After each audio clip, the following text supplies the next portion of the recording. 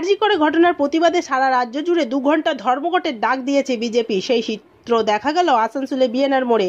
বিক্ষোভ প্রদর্শনের সাথে সাথে বিএনআর মোড় অবরোধ করে বসে পড়ে তারা।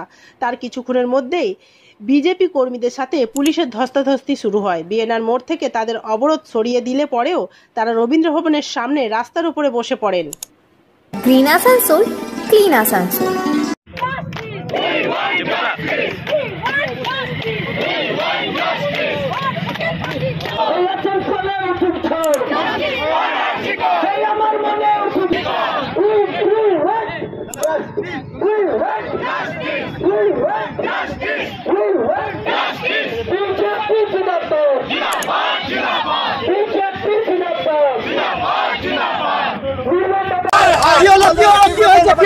পুলিশ সুরক্ষা দিতে পারছে না, পুলিশ সুরক্ষা দিতে ব্যর্থ।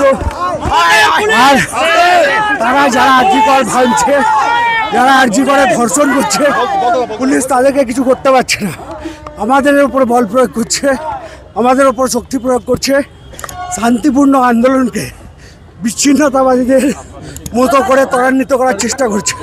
মমতা ব্যানার্জি আমাকে ঘরে ধাক্কাধাক্কি করে মারপিট করার পরিস্থিতি ধরে করার চেষ্টা, আমার উপর অকথ্যভাবে নির্যাতন করা হচ্ছে। এবং পুলিশ, আমরা পুলিশ মন্ত্রীর অবিলম্বে পদত্যাগ চাই। এই পুলিশ মন্ত্রীর দ্বারা বাংলার প্রশাসন চলবে না।